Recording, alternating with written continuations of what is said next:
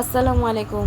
বিটের বরফি বানিয়েছিলাম, তার ভিডিও আমি দিয়েছি, তবে রেসিপিটা শেয়ার করা হয়নি। তারই রেসিপি নিয়ে আজকে চলে এসেছি। এখানে আমি একটা মিডিয়াম সাইজ আর একটা ছোট সাইজের বিট নিয়ে নিয়েছি। এবার এই বিটগুলোকে ভালোভাবে গ্রেড করে নেব। ঠিক সেম প্রসেসে আপনারা গাজরেরও বরফি বানিয়ে নিতে পারেন। আমি যে গাজরের বরফিটা বানিয়েছিলাম, প্রসেসিংটা কিন্তু একই ছিল। বিটগুলোকে আমার গ্রেড করা হয়ে গেছে। এবার গ্যাস অন করে কড়াই গরম করে তাতে দিয়ে দেবো 1 কাপ সুজি। সুজিগুলোকে আমি এখানে একটু লাল করে ভেজে নেব। লাল করে ভাজলে পরে এর স্মেলটা খুব সুন্দর আসে। সুজিটা একটা পাত্রে ঢেলে ঠান্ডা করতে দেব।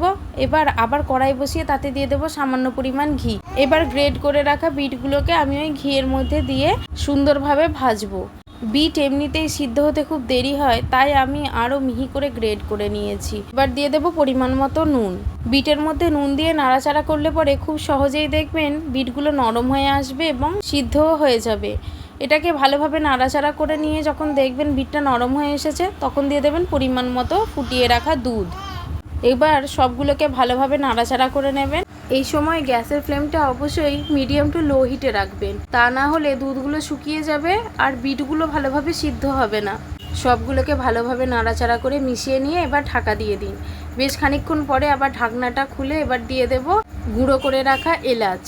সবগুলোকে আবার নাড়িয়ে নেব, নিয়ে আবার খানিকক্ষণের জন্য ঢাকা দিয়ে দেব, যাতে এলাচের গন্ধটা সুন্দর মতো এর মধ্যে মিশে যায়।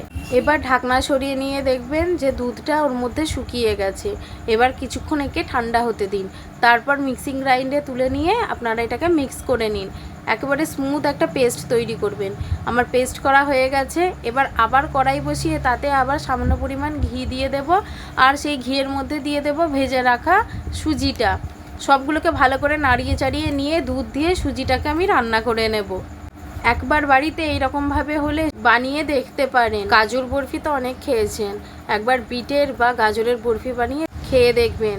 এর স্বাদ থাকবে মুখে লেগে থাকার মতো। আমার সুজি রান্নাটা এই পর্যায়ে হয়ে গেছে। এবার আমি যে স্মুথ পেস্টটা বানিয়েছি বিটের, সেটাকে দিয়ে ভালোভাবে নাড়তে থাকবো। এবার দিয়ে দেব চিনি। আপনারা এখানে চিনির গুঁড়োও ব্যবহার করতে পারেন। আমার কাছে চিনি অ্যাভেলেবেল ছিল, তাই চিনি দিয়ে দিয়েছি। এবার কিন্তু গ্যাসের ফ্লেমটা অবশ্যই লো হিটে রাখবেন আর তার সঙ্গে নাড়তে চাড়তে থাকবেন, তা না হলে কিন্তু কড়াইয়ের মধ্যে লেগে যাওয়ার সম্ভাবনা থাকবে। কড়াইতে নাড়তে থাকলে পরে যখন দেখবেন যে কড়াই থেকে এইভাবে মিক্সটা নিজের থেকে উঠে আসছে, তখন ভাববেন যে আপনার বরফি করার জন্য মিশ্রণটা রেডি হয়ে গেছে। এবার একটা প্লেটের মধ্যে কিছুটা ঘি নিয়ে তার একটা প্রলেপ বানিয়ে নিন।